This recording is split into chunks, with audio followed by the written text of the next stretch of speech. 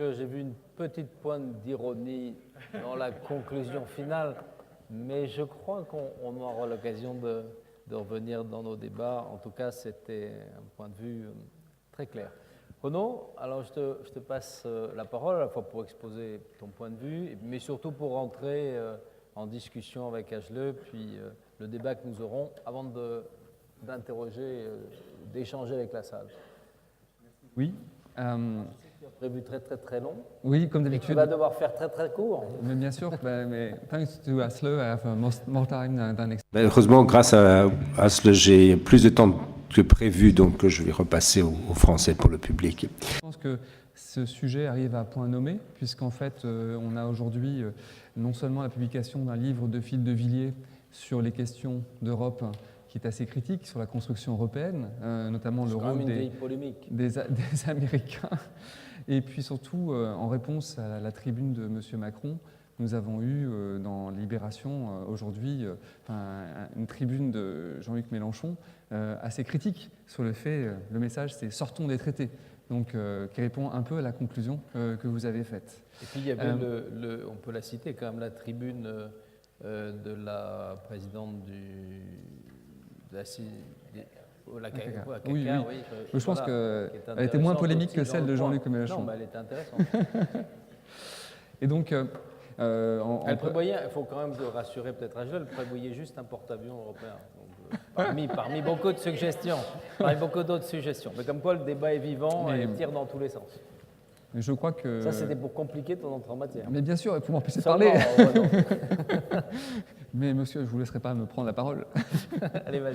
Donc, moi, je vais rebondir donc, à la fois sur les lectures que j'ai pu faire des travaux d'Asle Tourieux et puis sur l'actualité qui me semble porteuse. En plus, c'est des sujets sur lesquels je travaille avec certaines personnes dans la salle, l'Europe de la défense, la défense de l'Europe. Et donc, c'est un sujet très intéressant parce que finalement, on est face à un objet qui est un objet atypique. Puisqu'en fait, l'Europe, alors je me posais la question, est-ce que c'est une grande puissance, une petite puissance, ou est-ce que c'est une non-puissance? Finalement, ce n'est pas une puissance. Ce n'est rien, en fait, aujourd'hui dans l'écosystème. On a une puissance économique, mais l'Europe ne s'est pas construite, en fait, du tout sur un projet de puissance. Je dirais même que c'est l'inverse. Si on prend la communauté européenne du charbon et de l'acier, si on prend la CE, on a un projet qui est anti-militariste, pacifiste en quelque sorte. C'est le doux commerce de Montesquieu. Donc ici, c'est la négation même de la puissance, sans être marxiste. Et donc, on peut se dire que finalement, c'est un projet qu'on pourrait qualifier de rêve allemand, un rêve où l'économie domine et que la défense devient marginale. Et quelque part, on pourrait dire que ça pourrait fonctionner, puisque le Saint-Empire romain germanique, qui est un empire en théorie, mais qui reste quand même une force faible, surtout sur la fin, n'est qu'un espace économique homogène où on essaie de réguler finalement les échanges. C'est très bien pour les poids et mesures, pas la taille des concombres, parce qu'à l'époque, il n'y a pas trop de concombres qui étaient échangés, mais on peut voir ici un espace qui satisfait quand même les parties prenantes, où on n'empêche pas les composants d'avoir leur propre vie, mais qui est très faible face aux agressions extérieures, incapable de réagir. Le dernier a vraiment activé une défense du Saint-Empire romain germanique, c'est Charles Quint. Donc ça nous emmène très loin dans l'histoire. Donc ici, on est finalement face à une puissance économique sans pendant de puissance militaire. Et certains s'en accommodent très bien. Je dirais que l'Allemagne, regardez les débats qu'on a en Allemagne sur le niveau de dépenses militaires. On nous dit 2%, 4% pour M. Trump. Et bien au final, on nous dit « Ah oui, mais 1,5%, ça serait quand même déjà bien, ça coûte très cher, mais est-ce que c'est vraiment utile ?» On voit bien qu'il y a une réticence à cette notion de puissance. Et comme vous l'avez souligné, beaucoup de pays européens n'ont même pas d'idée de doctrine militaire. Donc finalement, on suit la tendance du grand frère américain, après avoir suivi celle du grand frère soviétique. Et finalement, on peut se dire, mais est-ce que ce n'est pas justement l'originalité de la construction européenne? Alors, on peut parler de puissance. Si on prend la puissance, que regardons-nous? Est-ce qu'on regarde l'Union européenne? Alors, vous avez bien décrit le fait que l'Union européenne n'est pas du tout une logique de puissance dans ses moyens. On pourrait dire qu'elle est là pour mettre un peu de douceur dans un monde de brutes, mais très peu pour être une brute elle-même. Mais en fait, l'Union européenne, c'est à la fois les institutions communautaires et les États qui la composent. Et c'est là où c'est une originalité. Finalement, dans la plupart des États, on a une puissance forte ou un regroupement des puissances au niveau d'un État fédéral. Prenez les États-Unis. on est passé très rapidement d'une confédération à une fédération, et même si les forces des États, j'avais un dîner récemment avec le gouverneur de l'Indiana qui disait oui, mais les forces de l'Indiana, les réserves jouent un rôle dans la sécurité. Mais c'est ridicule. Le déploiement en Irak ou en Afghanistan des forces des gardes nationales des États était problématique, plus qu'une solution. Donc on voit bien ici qu'il y a une espèce de miroir aux alouettes, en quelque sorte, de cette force nationale dans chacun des États américains. Et en fait, l'originalité de l'Union européenne, c'est justement d'avoir une velléité de porter au niveau communautaire et non pas fédéral une action, parce qu'il y a une défaillance des États, non pas parce qu'il y a une concurrence avec les États. Or, on peut se poser la question, est-ce que 2016, le discours, non pas la stratégie globale, mais le discours de Jean-Claude Juncker sur l'état de l'Union n'a pas été un point d'inflexion? Il est un peu tôt pour évaluer la portée en fait, de cette inflexion. Mais on voit bien ici quand même que, et c'est étonnant qu'un luxembourgeois porte ce type de message, qu'on a un vrai changement parce que finalement, il y a une nécessité de préserver l'espace économique, la sécurité économique de l'Europe. Et ça, même en Allemagne, il y a une prise de conscience, même si elle est assez faible. Et si vous prenez le rêve chinois, en contre-pied du rêve allemand, on peut se dire, mais le rêve chinois, est-ce que c'est un rêve aussi impérialiste que le décrivent les Américains? Finalement, quelque part, on pourrait dire que c'est un écho à ce que peut dire Adam Smith sur la nécessité pour le souverain d'assurer la protection du bien-être de la population et de la richesse du pays. Or ici, se pose la question, est-ce qu'aujourd'hui, dans la mondialisation, on peut vivre heureux, fermé sur soi? Enver Hoxha, en Albanie, le pensait, une sorte on voit où ça a amené l'Albanie. On voit bien aujourd'hui que la Chine, certes, peut avoir des velléités nationalistes. Xi Jinping a une vision peut-être beaucoup plus impérialiste, mais l'empire chinois s'est construit sur un modèle de protection, finalement, par rapport à des menaces extérieures. Et en préparant cette discussion, je retrouvais un numéro récent de The Economist où il y avait un cartoon avec le Canada et la politique extérieure du Canada, où on voit un pauvre petit castor dans une zone éclairée avec son petit jardin et puis des monstres autour qui l'entourent dans l'ombre. Et finalement, c'est ça l'Union européenne. Et cela me fait dire que même si on est une puissance réticente, quelque part, on ne peut pas négliger les moyens de la puissance pour assurer au moins l'équilibre par rapport aux forces extérieures. Et je dirais que si on se réfère aux travaux de Graham Allison sur le piège de Thucydide, on peut se dire, mais finalement, est-ce qu'on peut être en dehors du monde comme le voudrait l'Allemagne, qui est la posture aujourd'hui de l'Allemagne? Elle se met en retrait, en quelque sorte, en espérant que rien ne se passera. Mais ça, c'est une posture qui ne peut pas marcher pour deux raisons. Premièrement, le grand frère américain est certes fort sympathique, mais il est un peu comme la reine de cœur en ce moment, dans Alice au pays des merveilles. Il a tendance à changer de posture assez facilement, et donc on n'est pas à l'abri d'être abandonné finalement par les États-Unis. Et on ne sera abandonné que si on est un mauvais allié. Être un bon allié, être un allié qui se respecte, et donc qui est capable d'être un acteur dans le monde, c'est un élément important. Ici, est-ce que ce n'est pas une motivation aussi? Peut-être que la menace du retrait américain est une nécessité, crée une nécessité d'investir plus et d'être un pilier européen, comme l'Union de l'Europe occidentale l'avait espéré à une époque au sein de l'OTAN. Deuxièmement, si on suit l'approche de Graham Allison, on peut supposer que ce qu'il appelle le piège de Thucydide, à savoir le risque qu'une puissance déclinante, ici les États-Unis, voit comme la puissance émergente, la Chine, comme une menace suffisante pour intervenir, tel Sparte intervenant contre Athènes. Et ici, le problème, c'est l'instabilité du monde, qui peut remettre en cause, même à distance, et avec les moyens aujourd'hui nucléaires, même globalement, la sécurité du monde. Ne faut-il pas que l'Europe soit un acteur de stabilisation aussi du monde? Et là, bien sûr, l'originalité du modèle européen, c'est de combiner une ambition nationale avec une ambition communautaire. Comment on fait marcher ça?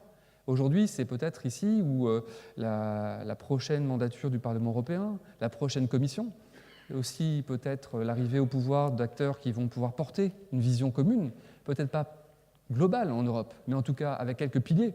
Et la question de la création de l'initiative européenne d'intervention, par exemple, peut être aussi un agrégateur de force autour des plus grands. Et ça pose une autre question. Que faire du Royaume-Uni? Comment faire en sorte que le Royaume-Uni reste un partenaire dans la défense européenne? Ça, c'est un véritable défi, parce qu'aujourd'hui, c'est une ressource énorme dans l'espace européen. Donc, sans les Britanniques, Est-ce qu'on est capable de peser, en fait? Est-ce qu'on est obligé de rester dans la dimension purement de l'Union européenne?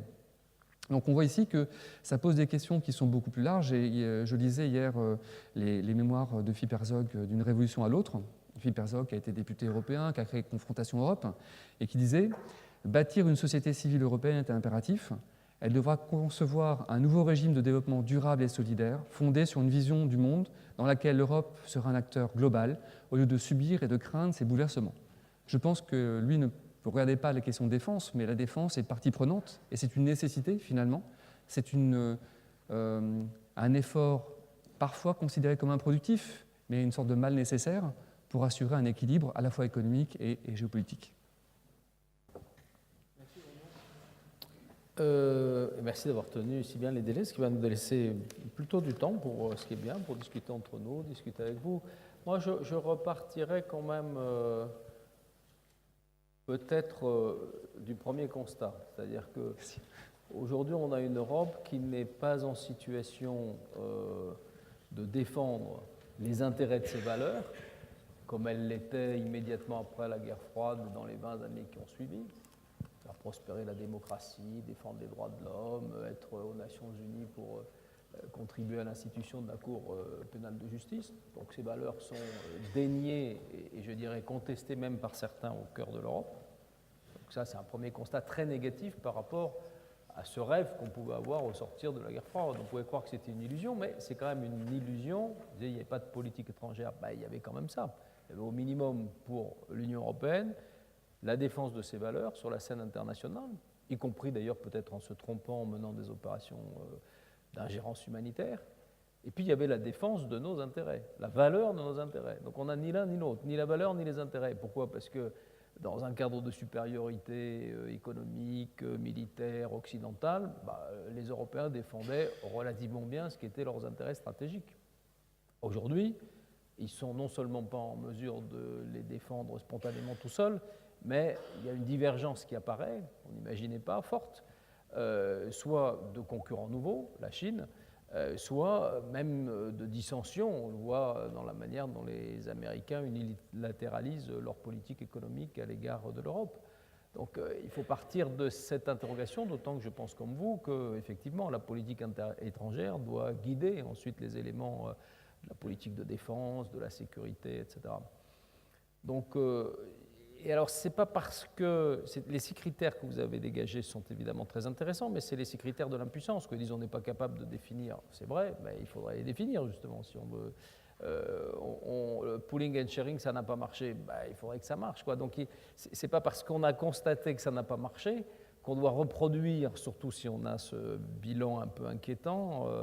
L'idée que ça ne marchera pas dans l'avenir. Il faut trouver, et c'était la question de la fin, alors là il y a une pirouette un peu ironique, mais c'est le que faire, quoi. C'est ce que je disais la dernière fois à Taliskovski, c'est la même question de Lénine, quoi. Que faire? Et avec qui? Qui est prêt à faire quelque chose, à la fois pour mieux défendre ce qu'on dit, il n'y a pas de valeur européenne, peut-être que le Slovaque ne le savait pas, mais les droits de l'homme, ça existe, la démocratie, ça existe, un état de droit, ça existe, ça a été quand même toute la construction de la société politique européenne. Donc, que faire pour défendre ces valeurs qui existent? Et deuxièmement, que faire pour que, dans un monde qu'on souhaite, nous, Européens, le plus multilatéral possible, on défende nos intérêts dans un jeu qui soit un jeu de régulation et pas un jeu de la compétition effrénée et de la confrontation. Donc, c'est des vraies questions fondamentales pour nous, mais plus globalement pour la paix du monde. Si les Européens ne rééquilibrent pas aujourd'hui des rapports qui sont débridés, qui le fera? Donc la responsabilité sur les Européens, elle est une responsabilité historique. Après, le lien avec l'OTAN, tout ça, ce sont des questions techniques. Mais la responsabilité des Européens, elle est historique. Elle est historique par rapport à leur communauté, par rapport à la construction de leur société et par rapport à la manière dont, dans le monde, ils équilibrent des relations internationales qui prennent quand même un mauvais tour aujourd'hui, quoi. Alors à vous deux, Asle et puis ensuite Renaud. Il faut bien vous provoquer un peu, hein.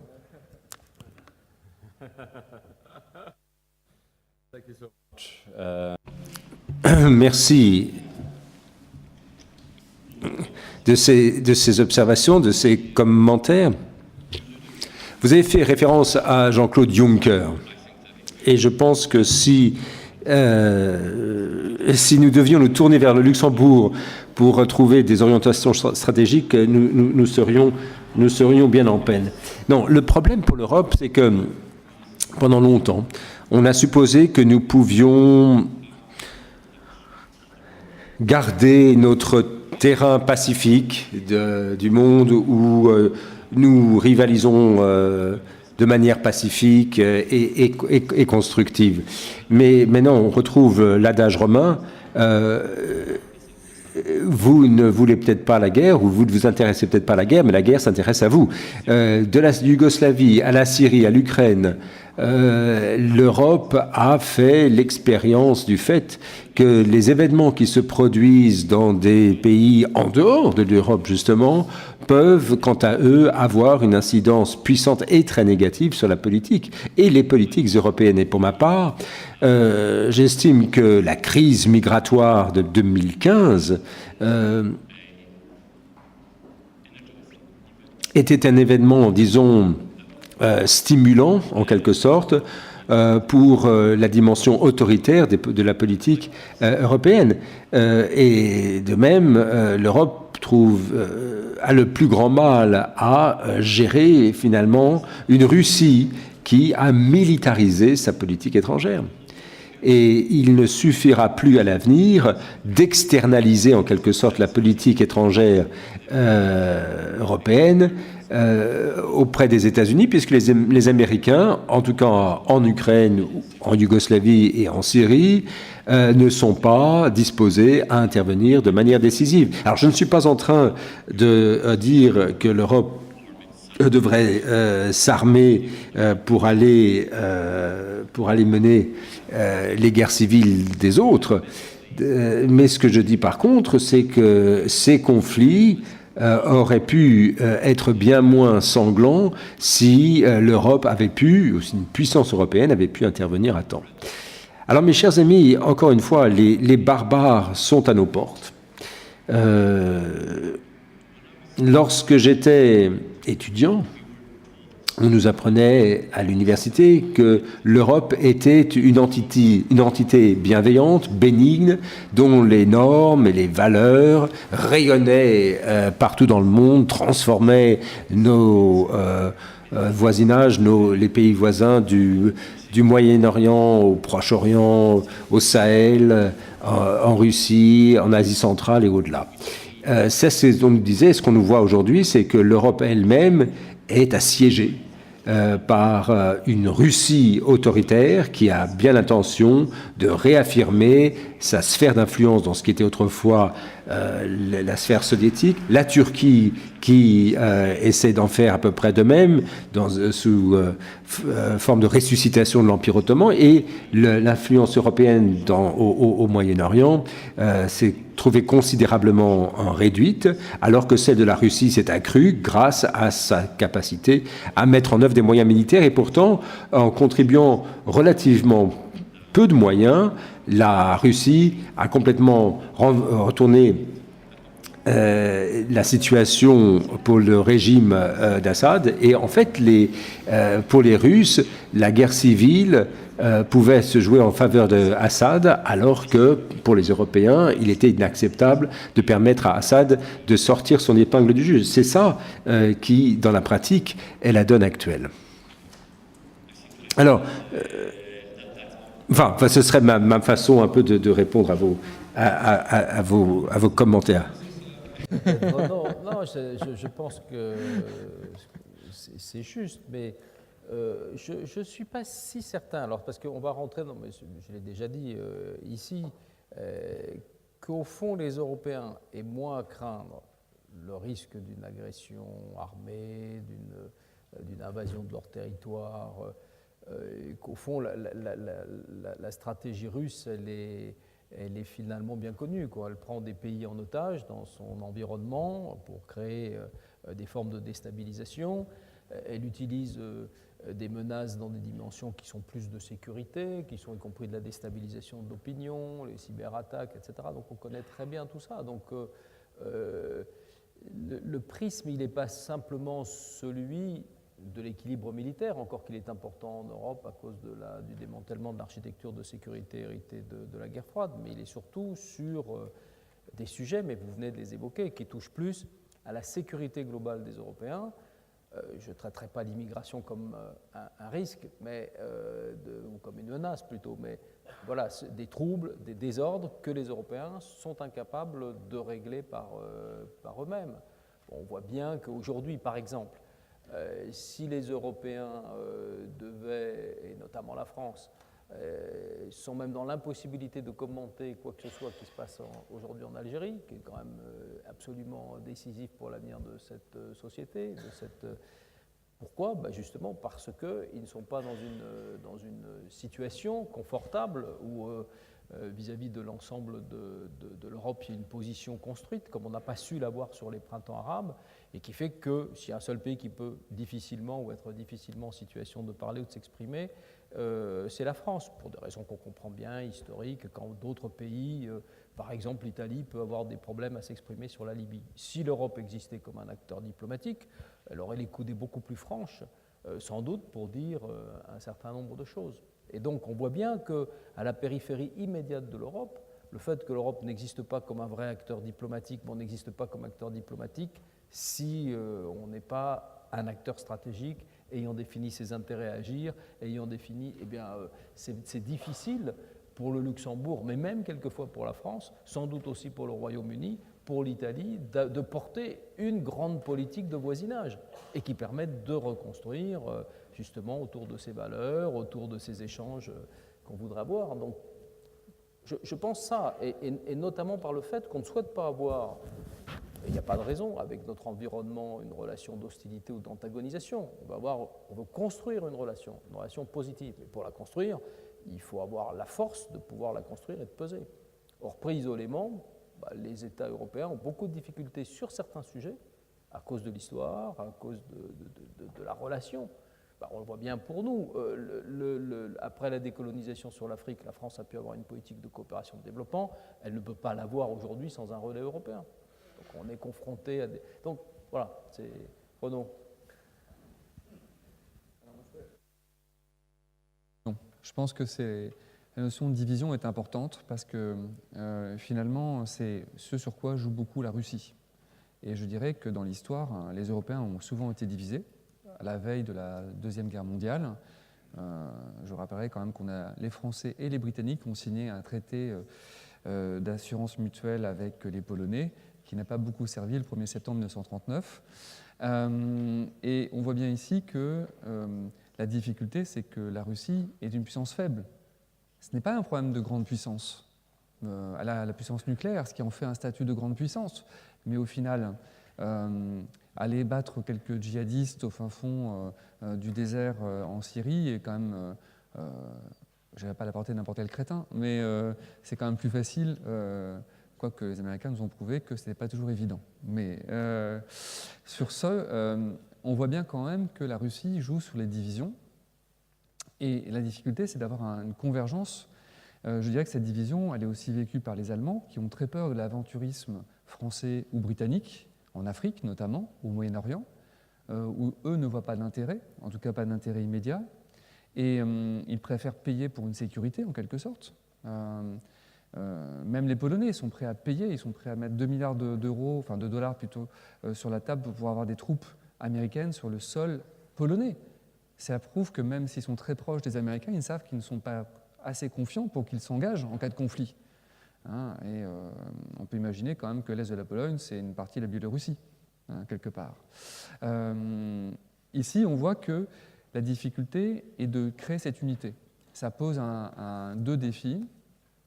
Premier défi, c'est de prendre conscience du coût de la non-défense. On parle souvent du coût de la non-Europe, mais le coût de la non-défense va devenir de plus en plus pressant, comme on l'a souligné, comme nous il l'a rappelé, parce qu'en fait, l'instabilité du monde et l'incapacité à maîtriser les grands acteurs, pour des raisons ou une autre, vont faire qu'on va avoir un coût économique élevé.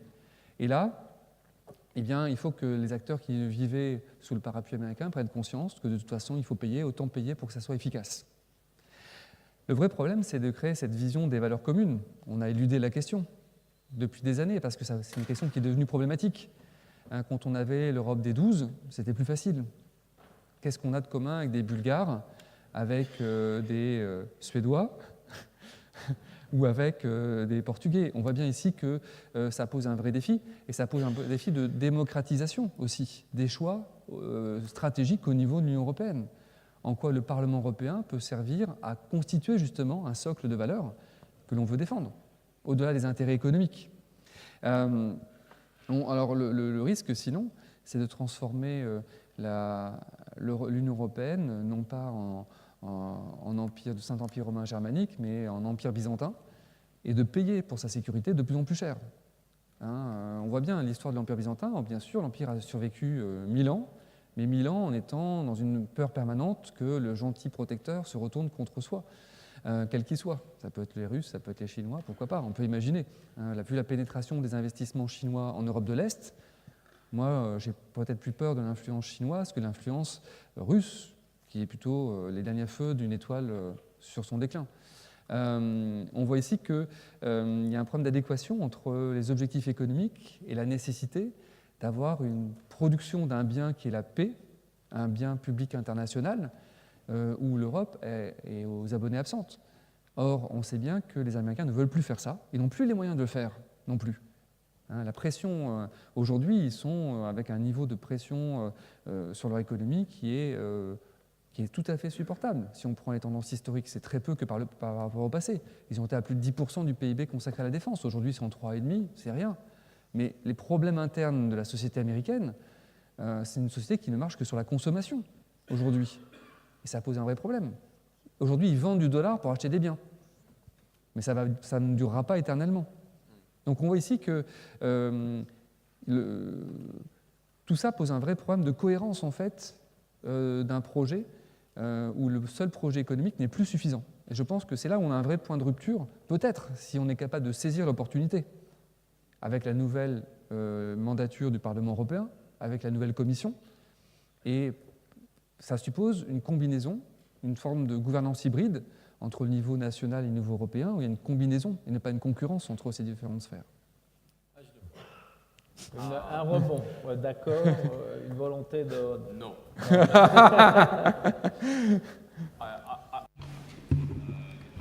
Je pense que ce que vous évoquez là ne va pas se produire. Je ne pense pas qu'on va se retrouver avec un Parlement européen qui sera animé d'une pensée stratégique et d'une réelle connaissance des enjeux et des choix. Je ne pense pas que le Parlement élira un président de la Commission qui aura la carrure nécessaire pour réaliser ce que vous évoquez. Vous nous dites qu'il nous faut protéger nos valeurs, mais personne ne se bat pour des valeurs. Les gens se battent pour défendre leurs intérêts plutôt que leurs valeurs. Et il est dangereux de définir une doctrine qui fasse intervenir l'usage de la force militaire pour défendre les valeurs. Ce fut une catastrophe en Irak, en Afghanistan, et c'est une fausse route dans laquelle il ne faut plus se lancer. Ce que nous voyons par contre, c'est que l'Europe doit disposer d'un voisinage immédiat, stable, et ça n'est pas le cas. Ça n'est pas le cas. Et on voit mal comment créer, si vous voulez, la zone tampon de paix sans disposer de capacités militaires. Vous avez évoqué les difficultés qu'il y avait à trouver un accord sur la stratégie avec la Suède, par exemple. La Suède, pour ceux qui ne le savent pas, la Suède pratique ce qu'on appelle une politique étrangère féministe. Alors c'est quoi une politique étrangère féministe? Il s'agit de se débarrasser du service militaire obligatoire et de éliminer en quelque sorte les forces armées.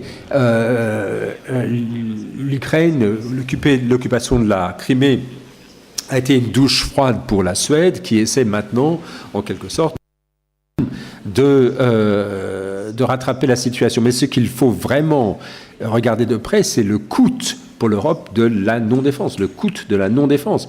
Et si nous voulons voir les choses de manière un peu cynique, comme je l'ai fait d'ailleurs dans mon intervention, je pense qu'il n'y a qu'un seul pays qui soit ou qui est, si vous voulez, l'histoire, lui permettant d'apporter la quantité de force nécessaire et la capacité à utiliser cette force. Et le seul pays qui soit dans cette position, c'est bien la France, car la France, actuellement en tout cas,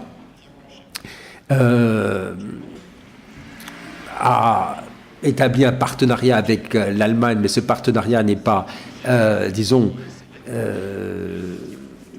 basé sur un pied d'égalité. On a l'impression que quand le président Macron se rendra en Allemagne, ce sera le chevalier sur son cheval, avec le chevalier sera la France et le cheval sera l'Allemagne, et c'est les Français qui diront aux Allemands où aller, mais ce n'est pas le cas. En fait, la seule solution de rechange, ce serait parce que la France dispose de l'expérience nécessaire. Elle a mis en œuvre, déployé ses moyens militaires au Sahel, en Afrique, et d'ailleurs dans tous les pays, disons, à la périphérie de l'Europe, pour assumer une telle responsabilité. Mais évidemment, ça veut dire que ça ne devient plus une question européenne, comme vous le dites. Et d'ailleurs, je ne vois pas de solution à la clé, mais de faire de cette problématique européenne, problématique française. Alors, je dois vous avouer que je ne connais pas suffisamment les politiques intérieures de la France, disons, pour pouvoir juger, évaluer la capacité de la France à, disons,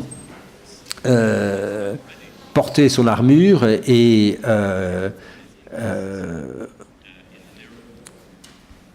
enfourcher sa monture pour mener l'Europe à l'avenir. Mais le 14 juillet, on voit que les Français sont encore fiers de leur capacité militaire. On le voit dans les défilés militaires, mais moi je suis un homme de paix, mais encore une fois je le dis, la meilleure façon de faire tenir la paix, c'est de se préparer à la guerre, ou d'être prêt en tout cas à la guerre. Et dans notre propre pays, on a constaté que nos forces armées avaient la capacité de défendre juste un quartier de la capitale Oslo. Voilà, et nous ne sommes pas le seul dans ce cas. En Europe, les Allemands ne seraient même pas capables de tenir tête à un sac en papier. Et les Britanniques, alors peut-être que les Britanniques pourraient être persuadés de se joindre à un conseil militaire avec la France, mais ce serait comme si vous convainquiez votre ex-femme après un divorce douloureux d'acheter une voiture ensemble. Enfin, ça pourrait marcher, mais enfin, j'y crois pas trop.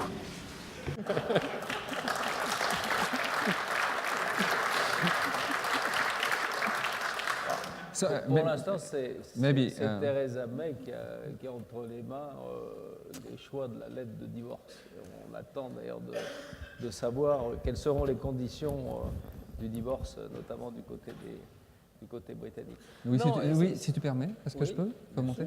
Je pense que vous avez souligné un point important, c'est l'inégalité des intérêts et des capacités en Europe. Et je crois qu'une des illusions d'une Europe de la défense, d'ailleurs c'est un terme qu'on emploie seulement en France, ça veut dire faire vraiment une intégration européenne de la défense, n'a aucun sens. Parce qu'il y a beaucoup, alors c'est très dur ce que je veux dire, d'armées d'opérettes dans beaucoup de pays, qui permet aux gens d'avoir beaucoup de galons, beaucoup d'étoiles, mais qui ne servent pas à grand-chose. Il y a des gens qui ont des capacités avérées. Les Britanniques ont lancé un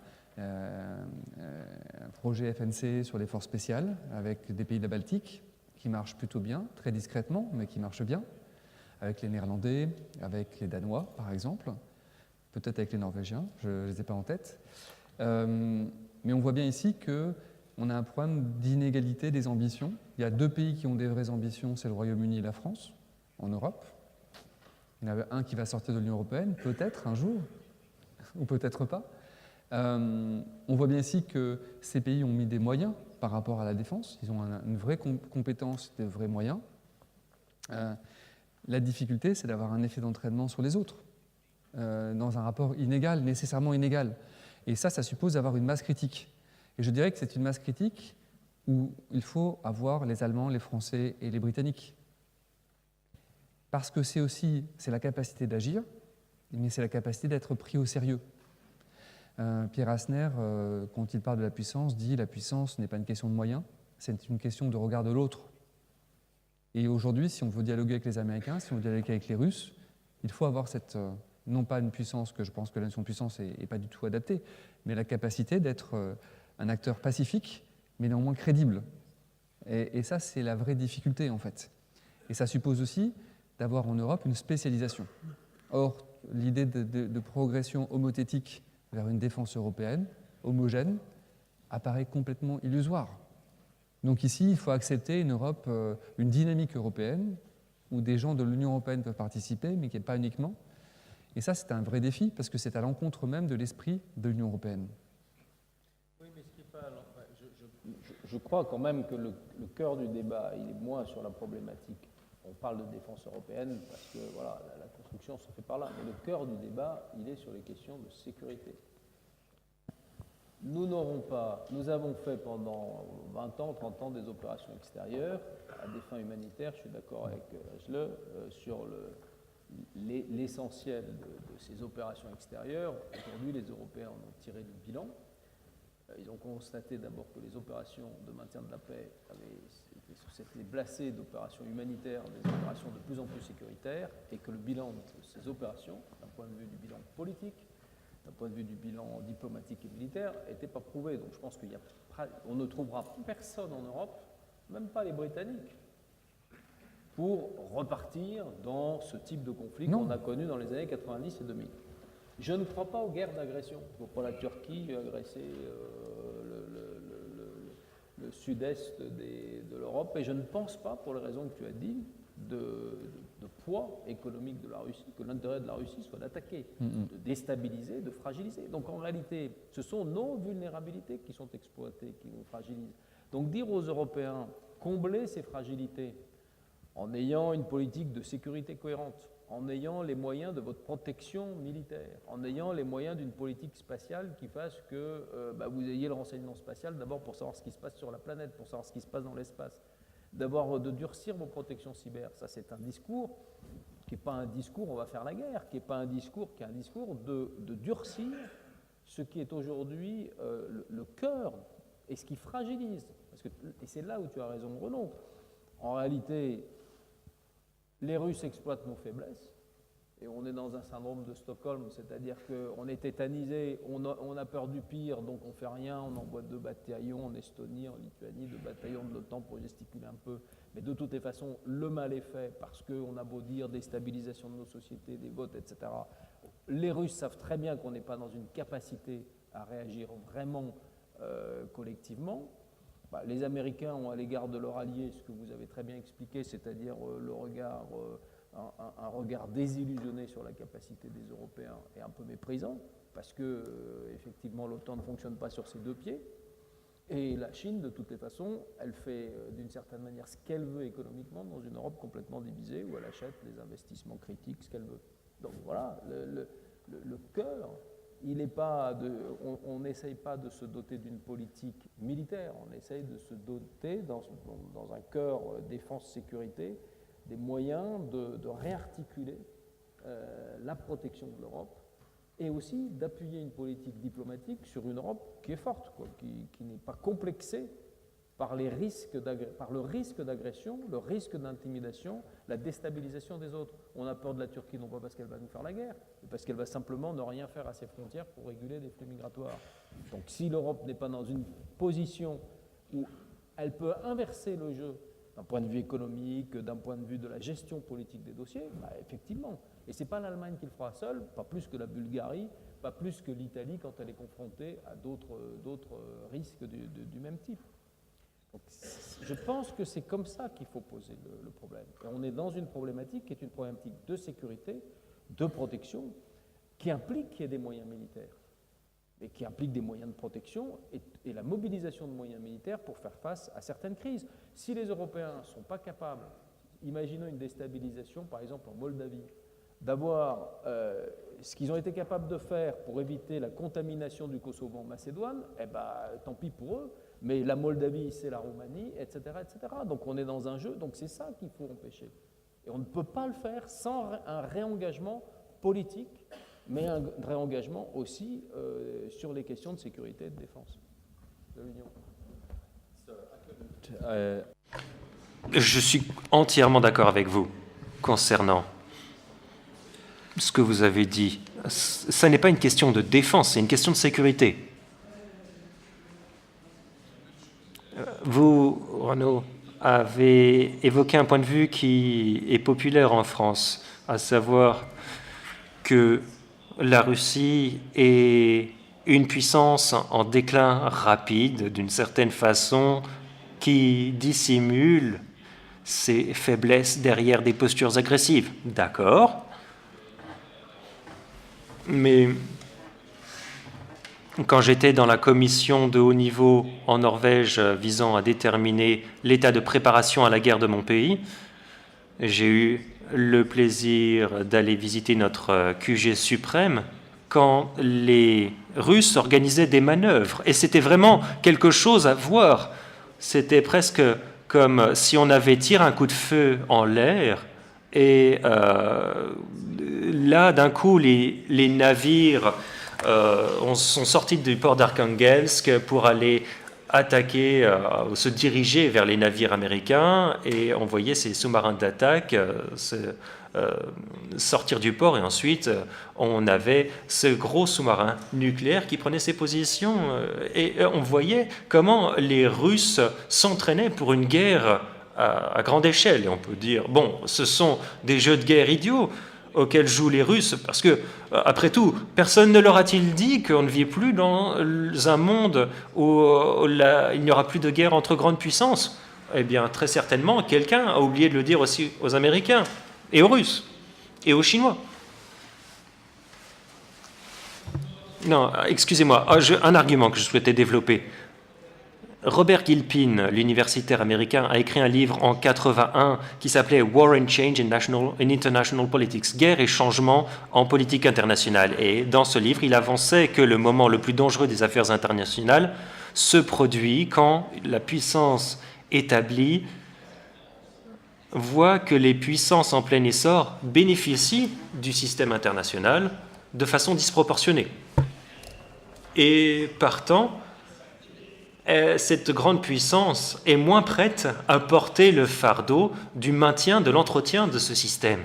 Et selon Gilpin, cela encourage des comportements risqués et l'opportunisme, et cela augmente la probabilité de guerre. Et donc, ça n'est pas une bonne description de la géopolitique d'aujourd'hui. Si on avait eu ce débat il y a 10 ans, ça aurait été un débat entre universitaires. Mais là, je crois que l'enjeu est beaucoup plus élevé maintenant. Et là, j'en reviens aux arguments que je développais concernant la France. Je ne crois pas que la France puisse s'attendre à ce que les autres Européens saisissent cet état de fait. Et même vraiment les paroles, les meilleures paroles du président français n'arriveront pas à convaincre les autres puissances européennes de suivre son point de vue. J'ai peut-être lu trop sur l'histoire française, peut-être que je suis un peu trop lucide concernant les capacités de la France et que j'en sais trop peu sur la politique contemporaine, mais en tout cas, la seule solution opérante est que la France fasse tout ça unilatéralement et ensuite parle de savoir qui va payer la facture, mais plus tard. Je pense que la salle va vouloir réagir. Je pense que la salle va vouloir réagir sur cette responsabilité. Mais moi, je trouve que cette intervention, c'est vrai qu'à un moment, il fallait. Je te passe ta parole, Renaud. Mais il fallait la faire parce que quand je dis il n'y a pas de risque délibéré d'agression, c'est pas leur intérêt, mais il y a une pression qui s'exerce, des déstabilisations. Les exemples qui étaient donnés là montrent bien que ce n'est pas sans but. C'est un dessin où à chaque fois les Russes sont gagnants parce que si on ne réagit pas, si on ne se durcit pas, et les formes d'intimidation s'accroissent en gravité quand même. Et comme tu l'as dit à l'instant, le risque qu'un incident, on l'a trop souvent vu dans l'histoire, d'une provocation, un dérapage, etc., fait que, c'est vrai, le risque de la guerre, même si je pense que, comme Renaud, que l'intention n'est pas de l'agression au départ, mais elle est d'obtenir par un jeu extrêmement dangereux et très agressif et très intimidant un certain nombre de choses. Renaud, tu réagis, puis après on laisse la parole. Juste préciser ce que je voulais dire sur la Russie. Bien sûr, ce n'est pas que la Russie n'est pas dangereuse. Au contraire, je pense que justement, son incapacité à transformer son économie, à la faire fonctionner, on a renationalisé une grande partie de l'économie. C'est une preuve d'échec, finalement, de la transformation dans l'économie de marché de l'économie russe, crée un vrai problème, parce que justement, le dernier réflexe qui reste, c'est d'utiliser la force, ce qui reste, en fait, finalement, face à des situations difficiles. Et par contre, ce que je voulais souligner, c'est que la Russie n'a pas les moyens de faire une guerre longue. Elle a aussi, c'est pour ça qu'on voit des débats aujourd'hui dans la doctrine sur l'utilisation tactique des armes nucléaires, parce que c'est le seul moyen pour pouvoir tenir la distance. Historiquement, la Russie n'est pas bonne en fait à faire des guerres de longue durée, pour des raisons de moyens, pour des raisons d'organisation. Ils se sont améliorés grâce aux Géorgiens, quelque part, mais néanmoins, ils n'auront pas la capacité à tenir dans la durée un conflit long. Donc ils espèrent justement des effets de victoire rapide pour limiter l'engagement en termes de moyens. Et ça, c'est à la fois une source d'inquiétude et une source aussi de moyens de discuter avec eux. Parce que justement, ils savent leurs faiblesses. Ils jouent sur nos insuffisances, en fait.